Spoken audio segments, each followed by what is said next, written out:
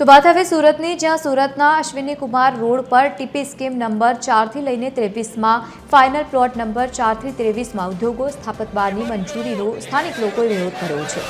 આ વિસ્તારમાં રેઝિડેન્ટ ઝોન છે અને તેમ છતાં એન્થમ અને મહેક પાર્ક દ્વારા અહીં ઔદ્યોગિક પ્રવૃત્તિઓ કરવાની યોજના છે।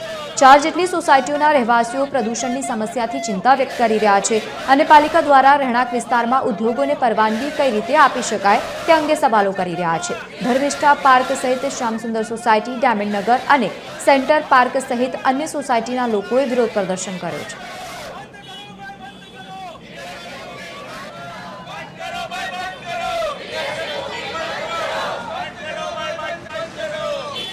અને આ જે વિસ્તાર છે ને એ રેસિડેન્શિયલ ઝોનમાં ગણાય છે અને અમારી બાજુમાં અત્યારે કોમર્શિયલ બુકિંગ ચાલુ છે। તો આ રસ્તો એવો છે કે જ્યાં અમારે આવવા જવા માટે ઓલરેડી અત્યારે ન્યુસન્સ છે જ કે ચોરી જેવું ને એવું ઘણા પ્રોબ્લેમ થાય છે રાતના આવવા જવા માટે, અને અમારા લેડીઝ માટે એ બધું બહુ ટફ પડે એવું છે રાતના નીકળવાનું। અને જો આ ઇન્ડસ્ટ્રીઝ આવી જાય તો અમારા માટે વધારે પડતો પ્રોબ્લેમ થાય એવું છે। એટલે અમારી માંગ એવી છે કે અહીંયા ઇન્ડસ્ટ્રીઝને કોમર્શિયલનું બુકિંગ ના આવે, એના કરતાં રેસિડેન્ટ ઝોનમાં જો રેસિડેન્ટ આવે તો અમારા માટે વધારે સારું છે। બધા અધિકારીઓને અમે ઇન્ફોર્મ બી કરેલું છે અને આગળ રજૂઆત પણ કરેલી છે, ત્યારે થોડાક ટૂંક સમય માટે બધી વસ્તુ અટકાવવામાં આવેલી છે।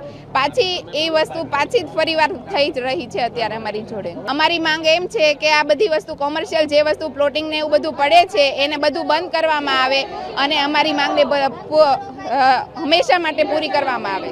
G+1 હોય એની જગ્યાએ G+5 ને એવી રીતે ગેરકાયદેસર બાંધકામ કરીને ખોટી રીતે પાસિંગ કરાવીને અહીંયા લાવે છે, તો આને જવાબદાર આ કોર્પોરેટરો, ધારાસભ્યો આ બધા શું કરે છે કાંઈ ખબર નથી પડતી। આના પહેલાં પણ એકવાર ઇન્ડસ્ટ્રીનું બુકિંગ મૂકેલું તો બધાએ જોરદાર વિરોધ કરેલો, ત્યારે બંધ રહેલો। તો આ ફરીવાર આટલા બધા પૈસા ખાઈને આવી રીતે આ બધું માથાભારે તત્વો કોણ આ કરે છે, એનો સખત વિરોધ કરીશું અને ગમે એમ કરીને લડીશું, એનું બંધ જ રખાવશું।